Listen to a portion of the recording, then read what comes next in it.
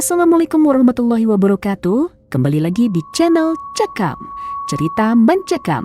Channel yang menceritakan kejadian atau kisah nyata yang dialami oleh orang sekeliling kita. Untuk cerita kali ini, saya akan membawakan cerita yang berjudul Diincar Penunggu Pabrik Tua. Sebelum kita lanjut ke ceritanya, tekan dulu tombol like video ini dan jangan lupa klik tombol subscribe channel ini. Nyalakan juga tombol lonceng notifikasinya agar tidak ketinggalan cerita mencekam lainnya. Tak lupa juga untuk para pendengar, jika punya cerita seram dan mencekam yang ingin kami bawakan pada channel ini, silakan hubungi admin kami yang ada di deskripsi. Dan seperti apa untuk cerita kali ini? Langsung saja kita masuk ke ceritanya.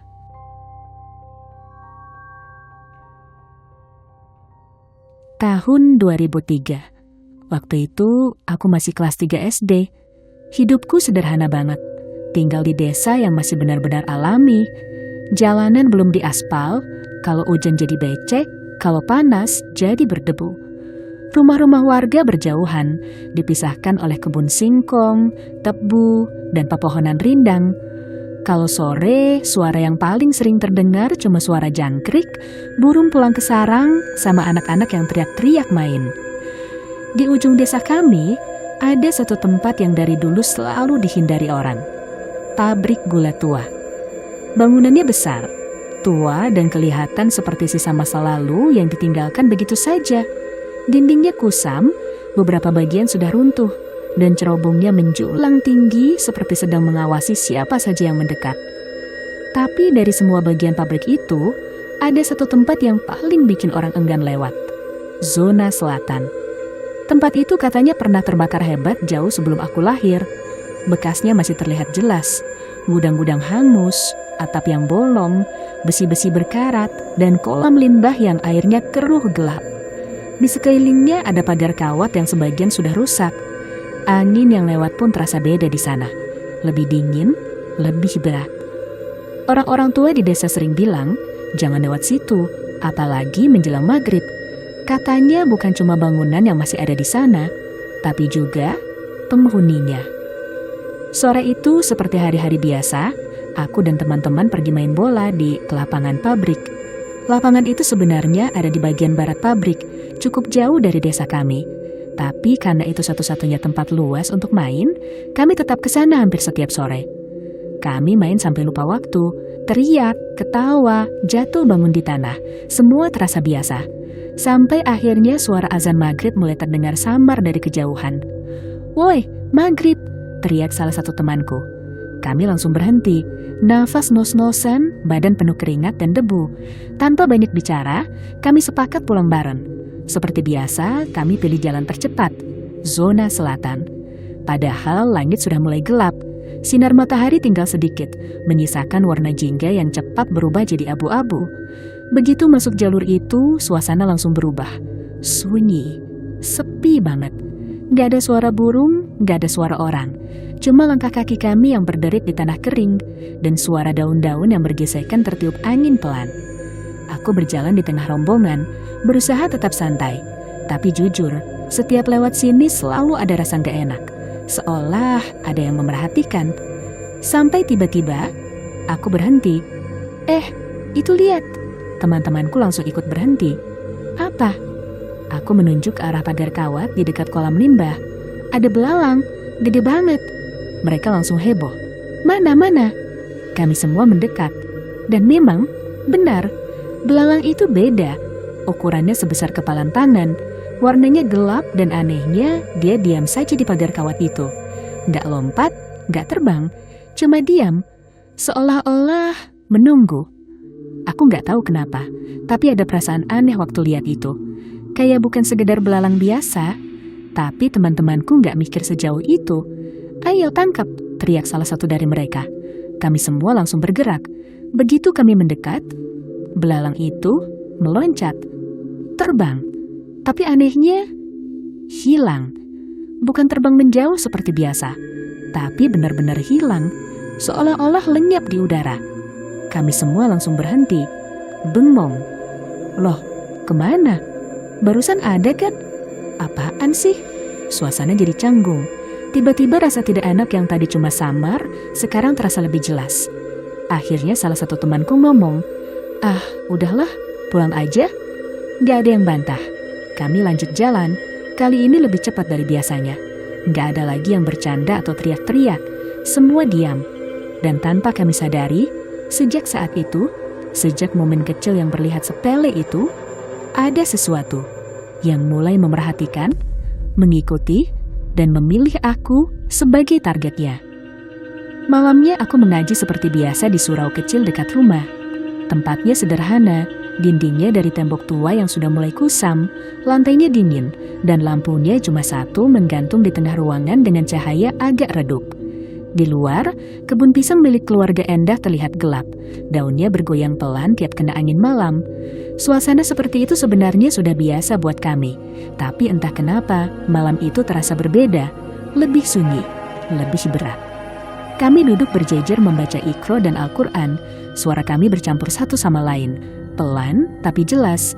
Aku mencoba fokus seperti biasa, tapi pikiranku masih sempat teringat kejadian sore tadi, tentang belalang itu. Entah kenapa bayangan itu terus muncul di kepalaku, walaupun aku berusaha mengabaikannya. Setelah selesai mengaji, satu persatu anak-anak mulai pulang. Aku masih duduk sebentar, membereskan kitabku. Sampai tiba-tiba aku dengar suara pelan dari belakang. Aku nengok. Itu Endah. Dia berdiri agak jauh, dekat jendela. Badannya menghadap keluar bukan ke arahku. Seperti biasa, sikapnya tenang, tapi malam itu ada sesuatu yang beda dari dia. "Kenapa?" tanyaku. Dia nggak langsung jawab. Tatapannya lurus keluar jendela, ke arah kebun pisang yang gelap. Daun-daun pisang itu bergerak pelan, tapi entah kenapa terlihat seperti ada sesuatu di baliknya. Aku mulai merasa nggak nyaman. Beberapa detik dia diam, lalu akhirnya dia ngomong pelan, tanpa mengalihkan pandangannya. "Siapa anak yang ngikutin kamu itu?" Aku langsung kaget. "Hah? Maksudmu?" Endah masih diam, tetap melihat keluar, seolah-olah dia lagi memerhatikan sesuatu yang gak bisa aku lihat. "Dari tadi ada anak kecil ngikutin kamu." Seketika itu juga bulu kudutku berdiri.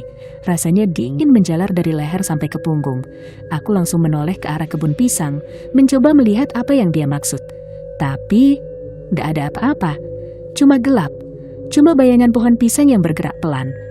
"Bohong kamu," kataku dengan coba terdengar santai walaupun dalam hati mulai gak tenang. Endah akhirnya pelan-pelan menoleh ke arahku. Wajahnya serius, bukan seperti orang yang lagi bercanda.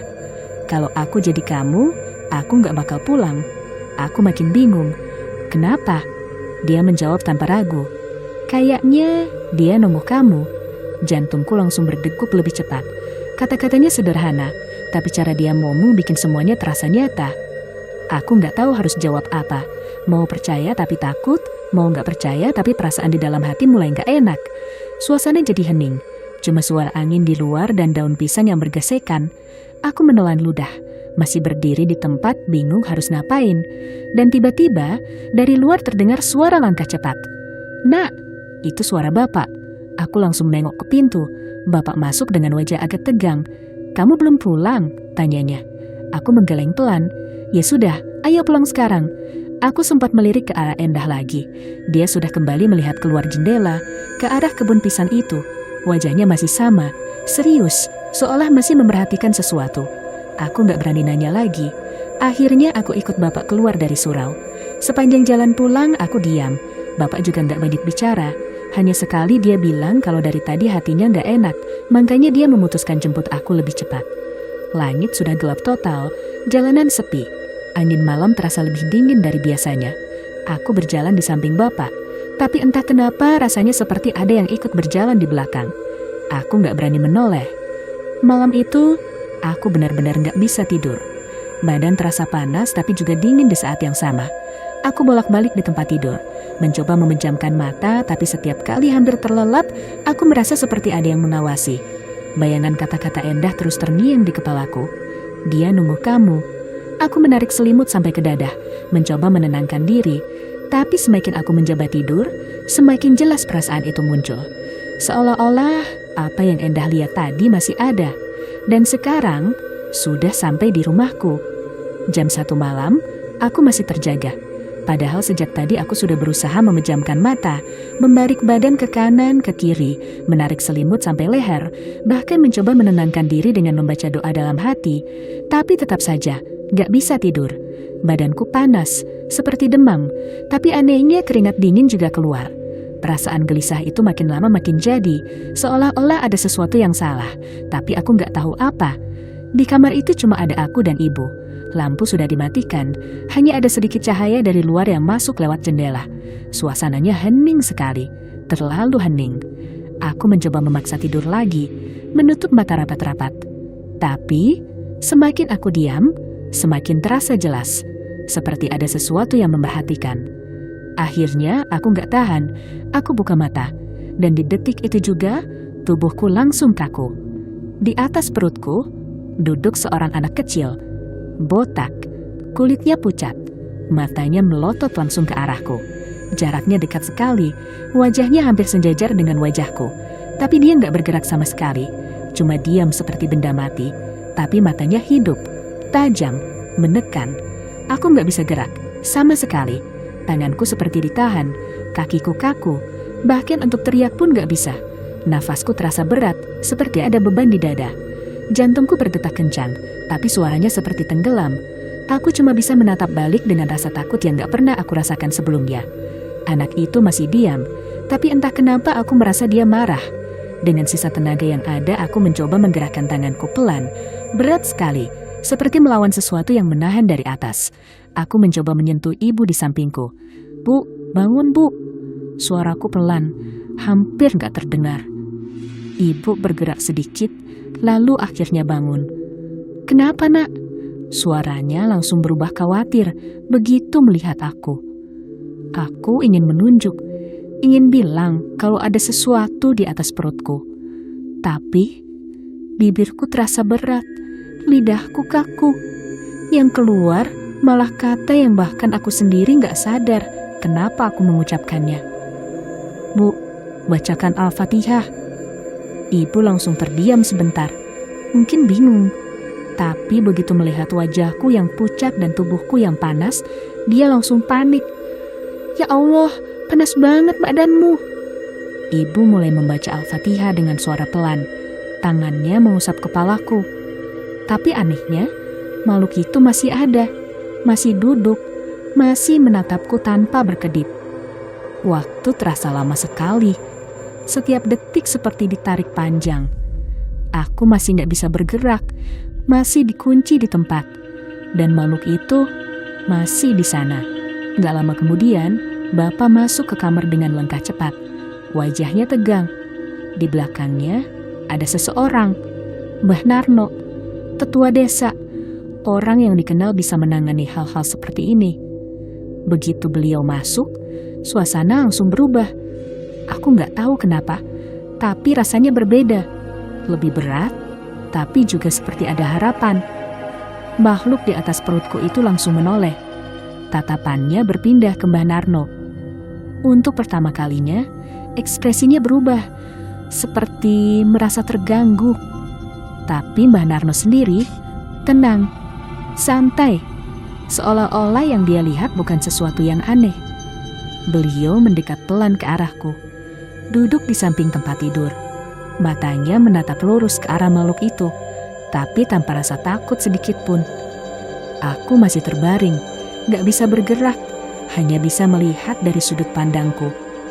Dan kemudian Mbah Narno bicara, tapi bukan ke aku. Suaranya tegas, dalam. Apa yang membuatmu datang mengganggu anak ini? Aku langsung merinding, karena itu berarti beliau juga melihatnya. Dan yang membuatku lebih takut lagi, makhluk itu menjawab. Suaranya berat, bukan suara anak kecil. Lebih dalam, lebih tua. Anak ini sudah mengusikku. Aku merasakan jantungku seperti berhenti sesaat. Ini bukan mimpi, ini bukan halusinasi. Aku benar-benar sedang berhadapan dengan sesuatu yang bukan manusia. Dan yang lebih mengerikan, dia datang karena aku. "Mengusik bagaimana?"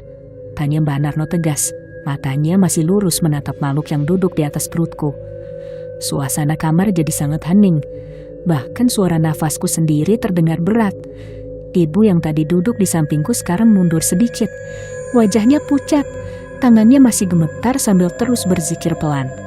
Bapak berdiri di dekat pintu, bingung tapi jelas panik, karena beliau tidak bisa melihat apa yang sedang kami lihat. Makhluk itu perlahan menggerakkan kepalanya, masih menatap Mbah Narno. Lalu dengan suara berat, jauh dari suara anak kecil, dia menjawab, "Binatang peliharaanku mau diambil." Kata-kata itu langsung membuat pikiranku berputar cepat. Binatang peliharaan? Tiba-tiba bayangan sore tadi muncul jelas di kepalaku. Belalang. Belalang besar di pagar kawat itu. Tubuhku langsung dingin. Berarti itu bukan belalang biasa. Sekarang kamu maunya apa? Tanya Mbah Narno lagi. Kali ini nadanya lebih dalam, lebih menekan. Makhluk itu tidak menjawab langsung. Dia justru menoleh ke arahku. Tatapannya kembali ke wajahku. Tajam, dalam, seolah-olah dia benar-benar melihat sampai ke dalam diriku. Lalu dia bicara, pelan tapi jelas. "Aku minta anak ini." Kalimat itu terdengar sederhana, tapi efeknya seperti petir di dalam kepalaku. Tubuhku langsung gemetar hebat, nafasku makin sesak, rasanya seperti dunia berhenti sejenak. Aku ingin teriak, ingin minta tolong, tapi tetap saja tubuhku tidak bisa bergerak. Ibu langsung menangis pelan begitu mendengar itu, walaupun mungkin beliau tidak sepenuhnya mengerti apa yang sedang terjadi. Bapak melangkah maju, tapi ragu, seolah tidak tahu harus berbuat apa. Namun Mbah Narno langsung membentak keras, "Tidak bisa!" Suaranya menggema di dalam kamar, tegas, tanpa ragu sedikit pun. Makhluk itu terdiam.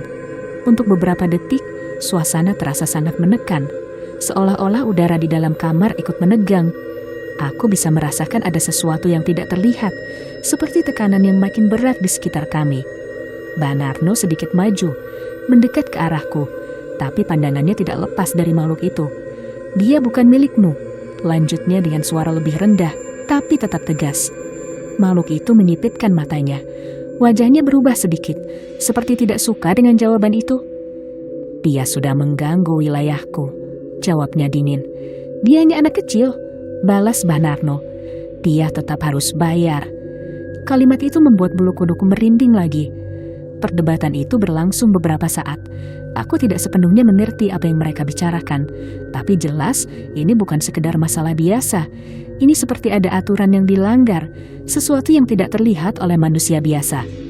Akhirnya Mbah Narno menarik nafas dalam. "Begini saja," katanya.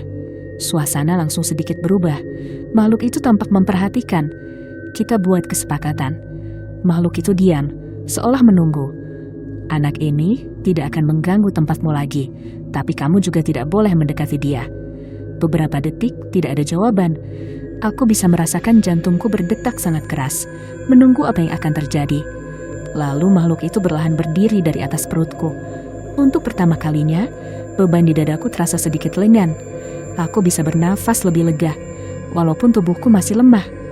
Makhluk itu menatap Mbah Narno, lalu kembali menatapku. Tatapannya masih sama, dingin, dan penuh maksud. "Aku terima," katanya pelan. Perlahan, tubuhnya mulai memudar, seperti bayangan yang terkena cahaya. Sebelum benar-benar hilang, dia menatapku sekali lagi. Tatapan yang sulit dijelaskan, seolah-olah dia tidak benar-benar pergi, seolah-olah dia hanya menunda. Dan di dalam tatapan itu, aku bisa merasakan satu hal. Ini belum selesai. Makhluk itu akhirnya hilang, benar-benar hilang. Beban di tubuhku lenyap. Aku langsung bisa bergerak lagi, walaupun masih lemah. Ibu langsung memelukku erat sambil menangis. Bapak menghela nafas panjang, masih terlihat syok. Mbah Narno duduk diam sebentar, seolah memastikan semuanya benar-benar selesai. Tapi entah kenapa, di dalam hatiku, aku tahu ini belum berakhir. Dan ternyata memang belum selesai. Beberapa hari setelah kejadian malam itu, hidupku sempat terasa kembali normal. Aku masih sekolah seperti biasa, masih bermain dengan teman-teman. Tapi jujur, aku jadi banyak diam. Setiap kali melewati arah pabrik, apalagi zona selatan, aku selalu teringat kejadian itu. Kata-kata Mbah Narno masih terngiang, dan aku benar-benar berusaha menjauh dari tempat itu. Tapi ternyata, bukan cuma aku yang pernah dekat dengan tempat itu. adikku. Dia tidak tahu apa-apa. Waktu itu dia masih kecil, belum mengerti larangan orang tua, belum paham kenapa tempat itu harus dihindari. Dan yang paling penting, bapak belum sempat menjelaskan semuanya ke dia. Sore itu, aku sama sekali tidak tahu kalau dia pergi ke sana. Katanya dia hanya mengejar layangan putus, hal biasa bagi anak-anak desa.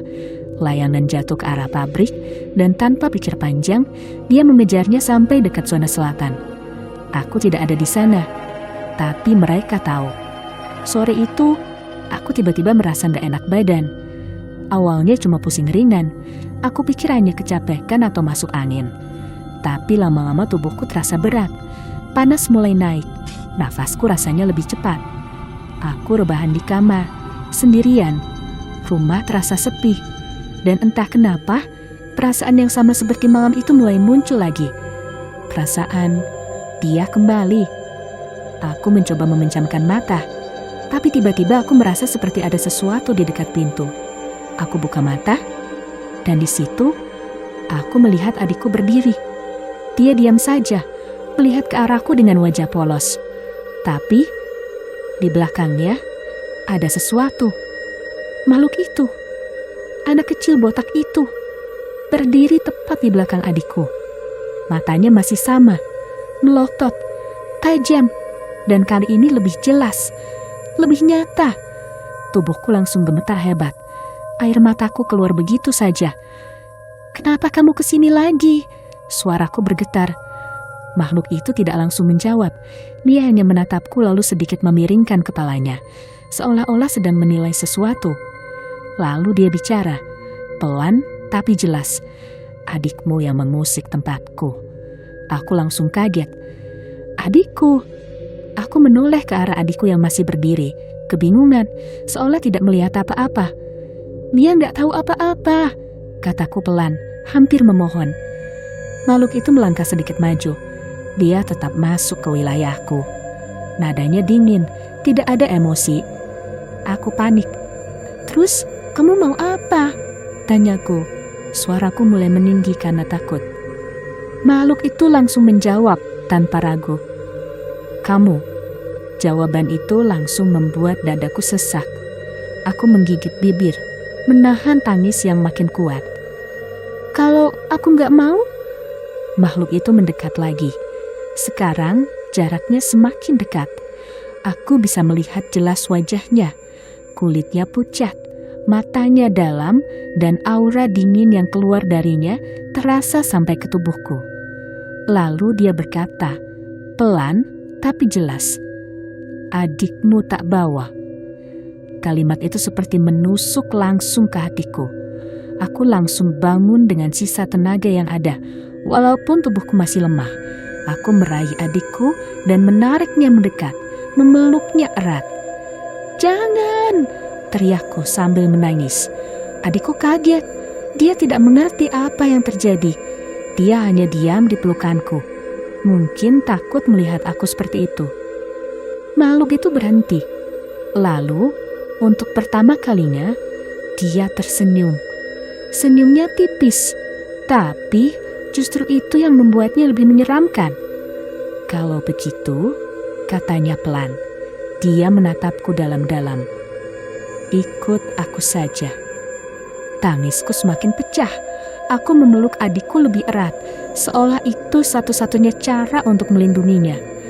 Di dalam hatiku, aku tahu, dia tidak bercanda. Dia tidak akan berhenti. Dan kali ini, bukan cuma aku yang jadi targetnya, tapi juga keluargaku. Tidak lama setelah aku berteriak sambil memeluk adikku, suasana rumah langsung berubah kacau. Bapak yang tadi ada di luar langsung masuk ke kamar dengan wajah panik. Melihat aku menangis sambil memeluk adikku erat, beliau jelas bingung dan ketakutan. Aku mencoba bicara, tapi kata-kataku tidak jelas, campur aduk antara tangis dan rasa takut yang terlalu besar. "Pak, dia di sini lagi," kataku terbata-bata. Bapak langsung mengerti sesuatu yang buruk sedang terjadi. Tanpa banyak tanya, beliau langsung keluar rumah, berlari menuju rumah Mbah Narno. Aku masih di kamar, memeluk adikku. Makhluk itu masih berdiri di depan kami, diam, menatap, seolah menikmati keadaan itu. Aku bisa merasakan kehadirannya semakin dekat, semakin menekan. Tubuhku makin lemas, panas di badanku semakin tinggi, dan pandanganku mulai sedikit kabur. Tidak lama kemudian, langkah kaki tergesa-gesa terdengar dari luar. Pintu dibuka cepat. Mbah Narno datang lagi. Tapi kali ini berbeda. Wajahnya tidak lagi setenang sebelumnya. Tatapannya tajam, serius, seperti seseorang yang tahu bahwa masalah ini jauh lebih besar dari yang terlihat. Beliau masuk ke kamar dan langsung melihat ke arahku. Atau lebih tepatnya, ke arah sesuatu yang ada di sekitarku. Dan saat itu juga, aku melihat sesuatu yang lain. Di belakang Mbah Narno muncul sosok besar. Tubuhnya tinggi, hampir menyentuh langit-langit. Seluruh badannya ditutupi bulu hitam lebat. Matanya merah menyala. Nafasnya terdengar berat, seperti hewan buas yang siap menerkam. Aku langsung ketakutan luar biasa.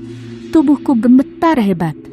Tapi anehnya, makhluk kecil yang tadi menggangguku tidak terlihat takut. Suasana di kamar itu terasa sangat berat, seperti ada dua kekuatan yang saling berhadapan. Tanpa banyak bicara, Mbah Narno langsung maju. "Sudah saya peringatkan," katanya dengan suara keras. Makhluk itu tidak menjawab, tapi aku bisa merasakan ketegangan yang semakin meningkat. Tiba-tiba, aku merasakan sesuatu yang aneh di dalam tubuhku. Seperti ada yang masuk, cepat, dingin, menusuk. Aku langsung menjerit. "Ah!" Tubuhku kejang. Rasanya seperti ada sesuatu yang bergerak di dalamku. Bukan di luar lagi, tapi di dalam.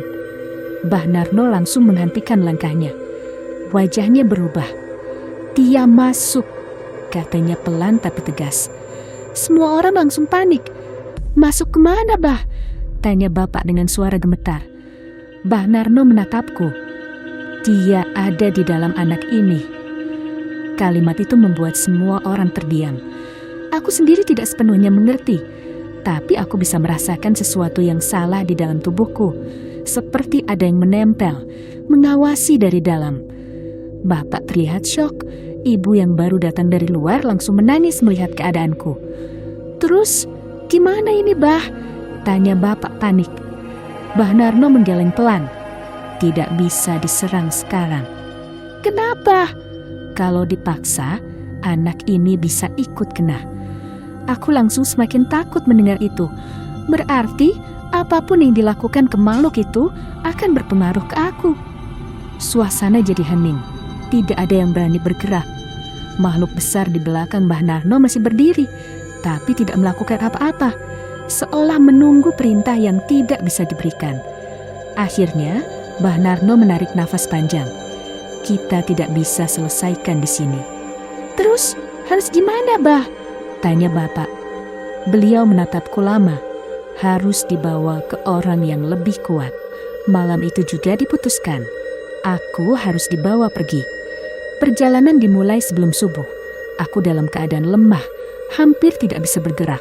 Tubuhku panas tapi dingin di saat yang sama. Aku hanya bisa dipeluk ibu sepanjang perjalanan. Kami naik mobil tua, berangkat dalam gelap. Jalanan panjang, berkelok-kelok, melewati desa-desa yang semakin sepi. Waktu terasa sangat lama. Aku sempat tertidur, tapi sering terbangun karena rasa tidak nyaman di dalam tubuhku. Perjalanan itu memakan waktu hampir 6 jam. Semakin jauh, jalanan semakin sempit. Sampai akhirnya, kami masuk ke area hutan.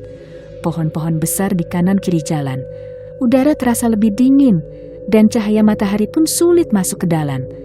Mobil berhenti di sebuah tempat yang sangat sepi. Di sana hanya ada beberapa rumah sederhana dari bambu, dan di depan salah satunya terdiri seorang wanita tua.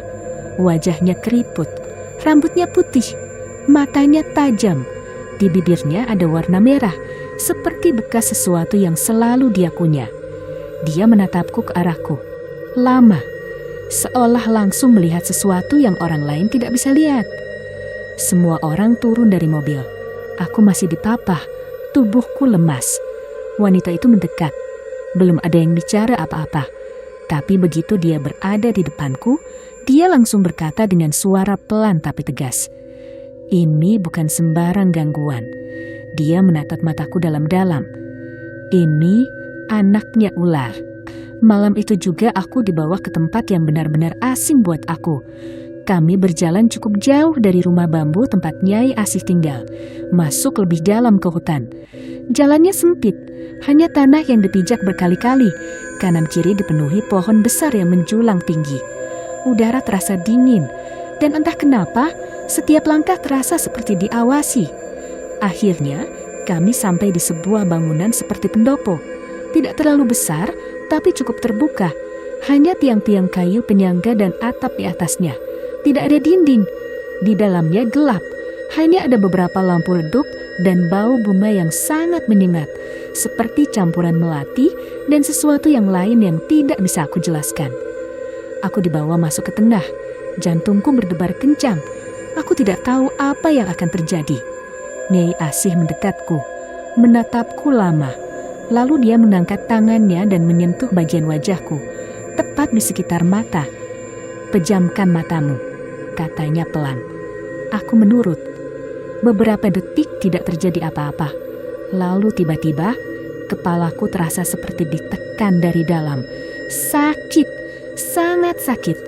Aku langsung berteriak. Ah! Rasanya seperti ada sesuatu yang dipaksa terbuka di dalamku. Sesuatu yang selama ini tertutup rapat. Sudah, tahan Ger, tahan. Suara Nyai Asih terdengar, tapi terasa jauh. Lalu rasa sakit itu tiba-tiba berhenti. Aku membuka mata, dan di detik itu juga, aku berharap aku tidak pernah membuka mata. Karena sekarang, aku melihat semuanya. Makhluk-makhluk, bukan satu, bukan dua, tapi ratusan. Di sekelilingku, ada yang berdiri, ada yang merangkak, ada yang bentuknya bahkan tidak jelas. Ada yang seperti manusia tapi wajahnya hancur. Ada yang seperti hewan tapi berdiri tegak. Ada yang hanya bayangan gelap tanpa bentuk. Semuanya melihatku. Aku langsung mundur, tubuhku gemetar hebat. Ini apa? Suaraku bergetar. Tidak ada yang menjawab. Mbah Narno, Deno, dan yang lain perlahan mundur keluar, meninggalkan aku sendirian di dalam pendopo. Jangan tinggalin aku. Aku menangis, tapi mereka tetap pergi. Pintu ditutup. Aku sendirian dengan mereka. Sepanjang malam, aku hanya duduk meringkuk, menutup wajahku. Tapi aku tetap bisa merasakan tatapan mereka dari segala arah. Tidak ada yang menyentuhku, tidak ada yang bicara, cuma menatap. Dan itu jauh lebih menakutkan. Tiba-tiba, menjelang pagi, pintu terbuka keras. Mereka semua masuk kembali, dan sebelum aku sempat memahami apa yang terjadi, semua makhluk itu bergerak cepat ke arahku. Aku menjerit, "Jangan!" Tapi semuanya terlambat. Satu persatu mereka masuk ke dalam tubuhku. Aku merasakan semuanya, dingin, panas, menusuk, seperti ribuan benda masuk ke dalam diriku bersamaan. Ah! Aku berteriak sekuat tenaga. Rasa sakitnya tidak bisa dijelaskan, seperti tubuhku mau pecah. Nyai Asih berteriak keras dari sampingku. "Tahan, Ger, tahan!" Aku menangis, menjerit, merontah, tapi tidak bisa lari, tidak bisa berhenti. Sampai akhirnya, semuanya gelap. Pagi harinya, aku terbangun di kamar, di samping ibu. Tubuhku lemas, tapi ringan, berbeda dari sebelumnya. Nyai Asih duduk di sampingku. Wajahnya terlihat lelah, tapi matanya tenang. "Makhluk itu sudah pergi," katanya pelan. Aku hanya diam, masih mencoba memahami semuanya. Sebelum kami pulang, Nyai Asih mengatakan sesuatu yang sampai sekarang tidak pernah aku lupakan. "Kamu ini getih anget. Kamu akan selalu menarik mereka." Aku tidak sepenuhnya mengerti waktu itu, tapi aku tahu hidupku tidak akan sama lagi. Sejak saat itu, aku mulai merasakan sesuatu yang tidak pernah aku rasakan sebelumnya. Kadang saat sendiri, aku merasa tidak benar-benar sendiri. Kadang aku bisa merasakan hawa aneh di tempat-tempat tertentu, seolah-olah ada dunia lain di sekitar kita. Sampai suatu hari, aku bertemu Endah lagi. Dia melihatku lama, lalu berkata pelan, "Waktu aku lewat rumahmu," aku diam, mendengarkan. Aku lihat, dia berhenti sebentar. "Ada wanita setengah ular lagi lihat rumahmu dari jauh." Aku tidak menjawab. Tidak bisa, karena di dalam hatiku, aku tahu cerita ini belum benar-benar selesai, dan mungkin tidak akan pernah selesai. Semua orang bilang itu sudah selesai, tapi aku tahu itu belum, karena sampai sekarang, kadang di malam hari, aku masih merasa ada yang memperhatikan dari jauh, menunggu. Oke para pendengar, sekian dulu cerita kali ini. Bagaimana menurut kalian untuk kisah ini? Tulis komentar kalian di kolom komentar. Dan untuk teman-teman yang baru bergabung, jangan lupa untuk like, komen, share, dan subscribe channel ini. Dan nantikan kisah-kisah Cekam berikutnya tetap di channel Cekam, Cerita Mencekam. Wassalamualaikum warahmatullahi wabarakatuh.